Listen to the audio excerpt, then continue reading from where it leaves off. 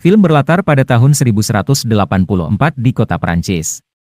Lalu diperlihatkan seorang tukang pandai besi sekaligus pembuat pedang yang bernama Balian. Pada saat ini, Balian ternyata sedang berduka atas kematian sang istrinya yang diduga bunuh diri tanpa sebab. Hal tersebut tentunya menyebabkan Balian menjadi frustasi dan sangat menutup diri dari orang lain. Kemudian pada suatu hari di saat Balian sedang bekerja, dia tiba-tiba didatangi oleh sekelompok pasukan dari tentara salib yang dipimpin oleh seorang ketuanya yang bernama Godfrey.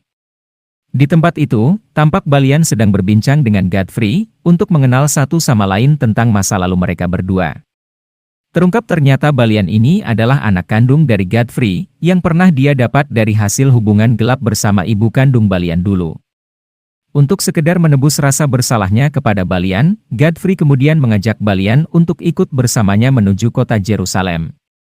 Akan tetapi, Balian menolak ajakan ayahnya tersebut dan memilih untuk hidup di desa mendiang istrinya. Lalu pada malam harinya, ketika Balian sedang bekerja, tiba-tiba kakak tirinya datang dan langsung mengintimidasi dirinya, karena dia ini tidak suka akan kehadiran Balian di desa tersebut. Selanjutnya, saat sang kakak tiri menyinggung tentang mendiang istrinya, Balian yang pada kala itu tidak terima, dia langsung menusuk dan membakar kakak tirinya tersebut secara hidup-hidup.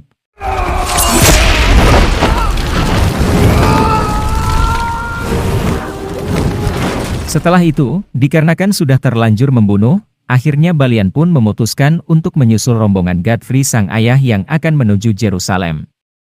Singkat cerita, Balian pun bertemu dengan Godfrey di perjalanan. Ketika mereka sedang beristirahat, Godfrey kemudian mulai melatih Balian segala hal tentang tata cara menggunakan pedang dan bertarung yang benar. Akan tetapi, beberapa waktu kemudian saat sesi latihan berlangsung, mereka tiba-tiba didatangi oleh beberapa pasukan yang sedang mencari Balian karena dia ini telah membunuh sang kakak tiri. Namun Godfrey dan para pasukannya tidak mau menyerahkan Balian kepada mereka, sehingga terjadilah pertarungan sengit di antara kedua belah pihak.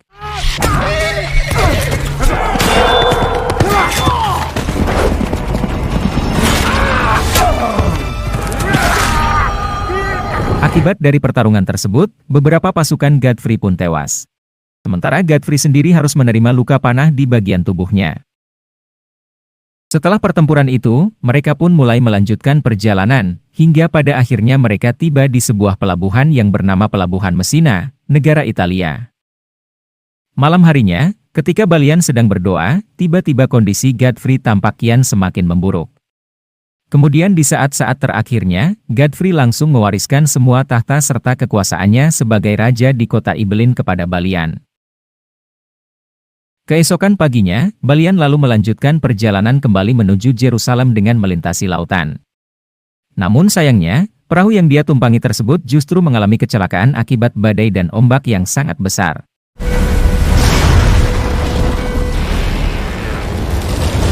Hal tersebut mengakibatkan semua awak kapal meninggal dunia, kecuali Balian. Setelah Balian sudah tersadar dari pingsannya, dia telah mendapati dirinya kini berada di sebuah pantai dengan dipenuhi puing-puing kapal yang sudah berserakan. Setelah menelusuri tempat tersebut, Balian kemudian melihat seekor kuda yang terikat di sebuah perahu, yang ternyata juga selamat dari badai besar tersebut. Namun sayangnya, Balian yang berencana akan memanfaatkan kuda tersebut, malah ditinggal kabur oleh kuda itu, sehingga akhirnya Balian pun dengan terpaksa harus berjalan kaki melewati gurun pasir.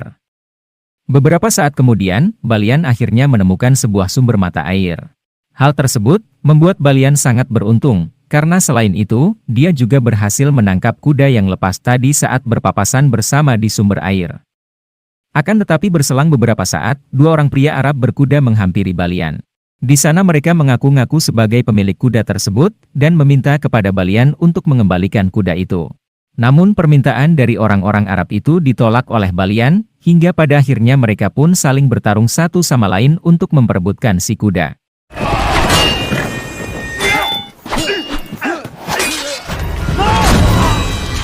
Pertarungan itu pun kemudian dimenangkan oleh Balian, yang terpaksa harus membunuh salah satu di antara dua orang Arab tersebut.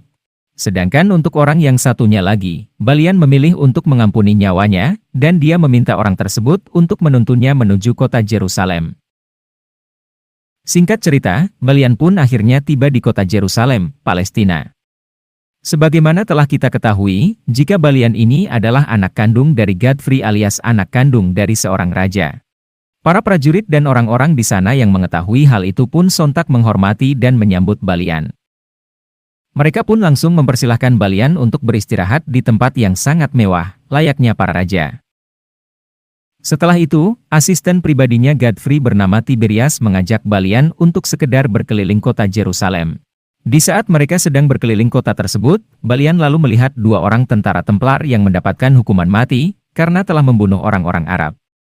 Seperti yang kita ketahui dari beberapa kisah sejarah, bahwa Raja Balduin telah membuat kesepakatan perdamaian dengan Raja Salahuddin Al-Ayyubi, yang merupakan raja dari orang-orang Arab, alias pemimpin kaum Muslim pada kala itu. Perjanjian perdamaian yang dibuat Raja Balduin dengan Raja Salahuddin, bertujuan agar para kaum-kaum mereka bisa hidup saling berdampingan satu sama lain. Sehingga untuk menjaga perdamaian tersebut, maka hukuman mati adalah yang pantas bagi mereka yang mengkhianatinya. Setelah mereka berkeliling kota Yerusalem, Balian kemudian diundang untuk makan bersama dengan petinggi kerajaan, di antaranya adalah pasangan suami istri yang bernama Sibila dan Guy de Lusignan.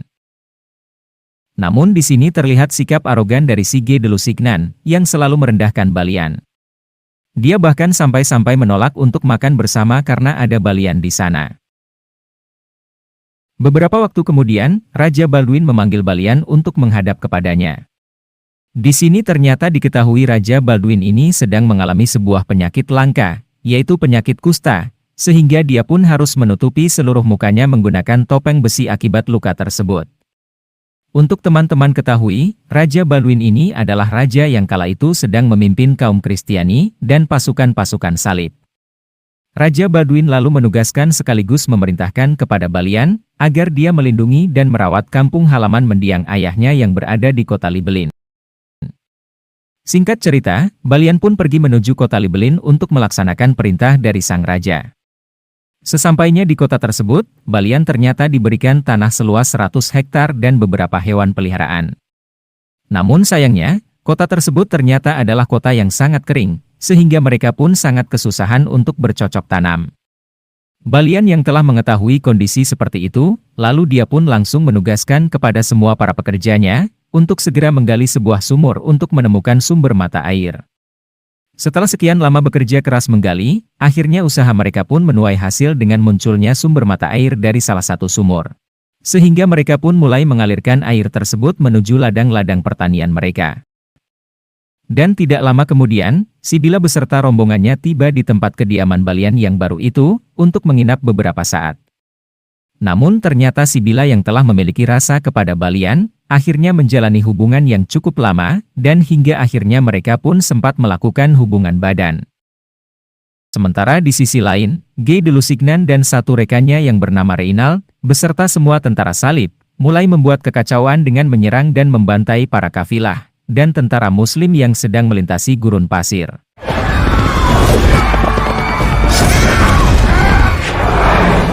Hal tersebut, sontak membuat perdamaian antara kaum Muslim dan kaum Kristiani mulai renggang, dan menciptakan situasi mulai memanas, hingga memicu peperangan antara kedua belah pihak.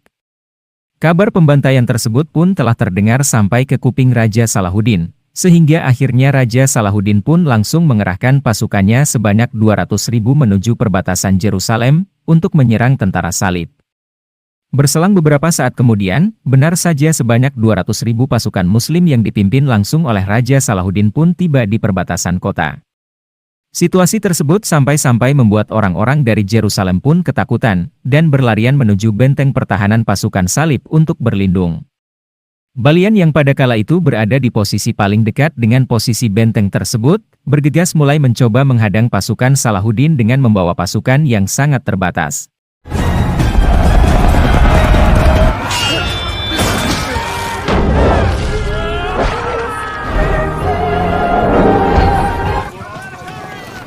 Akan tetapi usahanya tersebut sia-sia, sehingga pada akhirnya pasukan mereka pun dikalahkan dengan mudah oleh pasukan Salahuddin. Beberapa saat kemudian, tentara salib yang dipimpin langsung oleh Raja Balduin akhirnya tiba di lokasi. Di sana Raja Balduin bersama Raja Salahuddin pun mulai bernegosiasi untuk melakukan perdamaian kembali. Di tempat itu pula, sang raja berjanji kepada Raja Salahuddin bahwa dia akan segera mengadili Guy de Lusignan dan Reynald atas perbuatan yang sudah mereka lakukan. Berkat negosiasi dua raja tersebut, akhirnya peperangan antara Muslim dan tentara Salib pun dapat dicegah dan dihentikan. Assalamualaikum. Waalaikumsalam. Raja Balduin selanjutnya menuju kastil pasukan Templar untuk memberikan hukuman kepada Reynald, si tukang adu domba dengan cara memenjarakannya. Meskipun sempat memukul Reynald, namun setelah itu kondisi Raja Balduin mulai memburuk, sehingga dia pun akhirnya harus meregang nyawa akibat penyakitnya tersebut. Di saat Raja Balduin sedang berada dalam ambang kematiannya, dia kemudian meminta Balian agar menikahi adiknya, yaitu Sibila, dengan tujuan agar membuat perdamaian dengan kaum muslim tetap berlanjut. Raja Balduin tampak tidak ingin Guy de Lusignan yang masih berstatus sebagai suami adiknya, kelak akan mengacaukan perdamaian antara kedua belah pihak tersebut. Akan tetapi, sayangnya tawaran dari sang raja tersebut langsung ditolak mentah-mentah oleh Balian, dikarenakan dia tidak ingin dicap oleh masyarakat sebagai perebut istri orang. Singkat cerita, beberapa hari kemudian sang Raja Balduin pun memanggil Sibila untuk yang terakhir kalinya. Dia kemudian berencana untuk memberikan tahtanya kepada anak Sibila sebagai raja berikutnya. Dan sampai pada akhirnya, sang Raja Balduin pun meninggal dunia.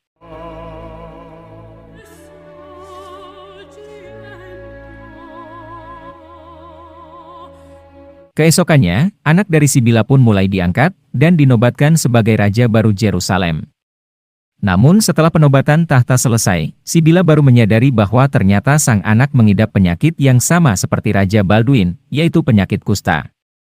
Untuk itu, hingga pada akhirnya dengan terpaksa Sibila pun memilih untuk mengakhiri hidup anaknya tersebut, agar kelak saat dewasa dia tidak akan menderita seperti pamannya. Setelah sang raja anak kecil tersebut meninggal, kini tahta kerajaan Yerusalem pun diberikan kepada Guy de Lusignan. Setelah berkuasa, Guy de Lusignan kemudian mengirimkan sebanyak 3 pasukannya untuk membunuh Balian, agar tidak ada lagi yang bisa menjatuhkan tahtanya.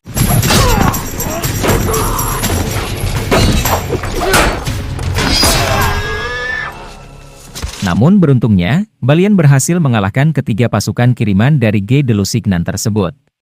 Sementara itu, Guy de Lusignan yang kini sudah mendapatkan hak kekuasaan penuh menjadi seorang raja, akhirnya dia malah membebaskan si tukang adu domba alias Reynald dari penjara, untuk membuat sebuah kekacauan kembali dengan cara membantai para kaum muslim tanpa pandang bulu. Bahkan, Guy de Lusignan bersama bala tentaranya berani membunuh adik perempuan dari Raja Salahuddin. Setelah mengetahui kejadian tersebut, Raja Salahuddin pun sontak sangat marah dan langsung mengutus beberapa pasukannya untuk mengambil jasad adiknya. Akan tetapi dengan sangat arogannya, Guy de Lusignan justru membantai utusan yang dikirim oleh Raja Salahuddin tersebut. Bahkan yang paling parahnya lagi, dia kemudian mulai menyatakan perang dengan Raja Salahuddin. Setelah itu, Guy de Lusignan pun kemudian mengerahkan semua pasukannya dengan persenjataan lengkap untuk bertempur melawan pasukan Salahuddin. Namun sebelum mereka berangkat, di sana Balian yang baru tiba lalu menyarankan agar Guy de Lusignan untuk tidak meninggalkan benteng. Dikarenakan pasukan Salahuddin akan dengan mudah menjatuhkan pasukan-pasukan dari Guy de Lusignan, terlebih lagi dengan jarak yang sangat jauh, dan hal tersebut tentunya sangat berbahaya dan ditakutkan juga para pasukan akan kehausan. Akan tetapi, saran dari Balian itu justru diacuhkan oleh Guy de Lusignan, dan dia malah menghina Balian sebagai seorang tukang besi saja. Mendengar tanggapan Guy de Lusignan seperti itu, Balian bersama Tiberias akhirnya memutuskan untuk tidak ikut berperang, dan memilih untuk menetap di dalam benteng saja. Selanjutnya di perjalanan, saat pasukan Salib melewati gurun pasir, benar saja para tentara Salahuddin pun mulai mencemari udara dengan cara membakar dedaunan kering, serta debu kotor di udara. Sehingga hal tersebut akhirnya menyebabkan sebagian dari tentara Salib pun menjadi kehausan dan kehabisan tenaga. Dan alhasil, seperti yang sudah dikatakan oleh Balian sebelumnya, seluruh tentara Salib pun telah dibantai habis-habisan oleh pasukan Salahuddin, dan hanya menyisakan sebagian prajurit saja yang telah disandera, termasuk Guy de Lusignan dan Reynald. Bahkan Salahuddin yang pada kala itu sudah benci terhadap sikap Reynald, dia pun kemudian memutuskan untuk memenggal kepalanya.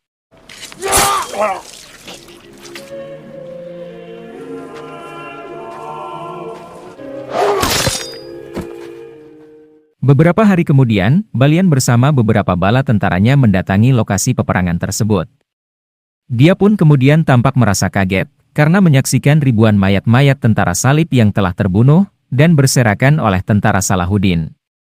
Akan tetapi, di sana Balian tidak bisa menyalahkan Salahuddin, karena memang ini semua adalah ulah kotor dari pasukannya sendiri. Setelah itu, Balian kemudian memutuskan untuk kembali ke Yerusalem dan mulai menyusun strategi baru untuk menghadapi pasukan Salahuddin. Pada malam harinya, benar saja, pasukan Muslim Salahuddin pun mulai datang dan mulai menghujani kastil Yerusalem dengan meriam-meriam api, hingga percikan api itu pun menghancurkan sebagian kastil. Balian yang menyaksikan kejadian tersebut, lalu memerintahkan para tentara salib untuk membalas serangan mereka, dengan tembakan meriam yang sama, serta menggunakan jebakan yang telah mereka pasang.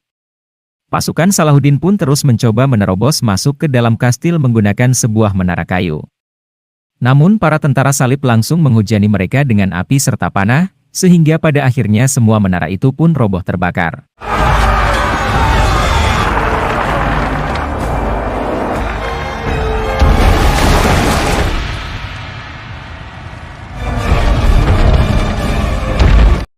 Pertempuran itu pun kemudian berlangsung selama berhari-hari, dan hingga pada akhirnya menimbulkan banyak sekali korban yang berjatuhan dari kedua belah pihak.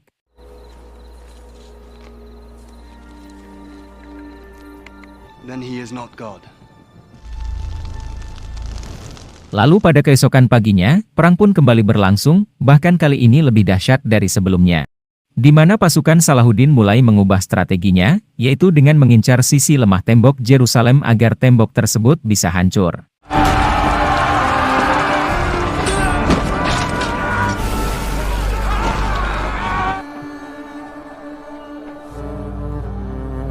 Strategi Raja Salahuddin pun berhasil menghancurkan musuh, dan itu dikarenakan juga karena jumlah tentaranya yang sangat banyak. Pertempuran itu pun akhirnya dimenangkan oleh para tentara Muslim yang dipimpin oleh Raja Salahuddin. Meskipun sudah memenangkan peperangan, namun Raja Salahuddin dengan murah hati, dia kemudian menawarkan sebuah kesepakatan kepada Balian agar menyerahkan hak penuh atas kota Yerusalem kepadanya. Lalu sebagai gantinya, Salahuddin yang murah hati, akan mengampuni para tentara-tentara salib tersebut, dan membebaskan Guy de Lusignan, serta para penduduk kota. Selain itu, Raja Salahuddin bahkan berjanji akan segera mengawal para tentara salib dan seluruh penduduk kota, menuju sampai ke perbatasan orang-orang Kristiani di pelabuhan. Dikarenakan kemurahan hati dari Raja Salahuddin tersebut, akhirnya Balian pun sepakat untuk menyerahkan semua kota Yerusalem kepada Salahuddin dan kaum Muslim. Singkat cerita, setelah pertempuran besar itu berakhir, Raja Salahuddin pun mulai memasuki kerajaan Yerusalem dan memerintahkan untuk melepaskan semua atribut pasukan salib di tempat itu.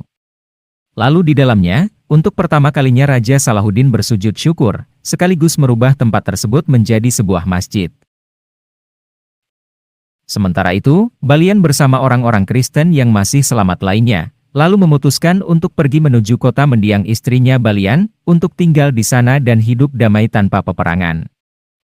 Di bagian akhir film ini, kita diperlihatkan dengan datangnya tentara salib dari negara Inggris yang ingin merekrut Balian, untuk menjadi pasukannya untuk menyerang kembali tentara Muslim.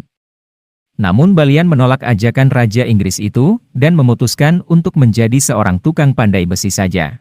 Seperti itulah alur cerita film Kingdom of Heaven, film yang mengisahkan tentang perjalanan Balian, seorang pandai besi yang menjadi bagian dari tentara salib. Namun, pasukannya akhirnya berhasil dikalahkan oleh pasukan Muslim yang dipimpin oleh Raja Salahuddin Al-Ayyubi, untuk merebut tanah suci Yerusalem Palestina dari kekuasaan pasukan salib. Terima kasih dan sampai jumpa di alur cerita film selanjutnya.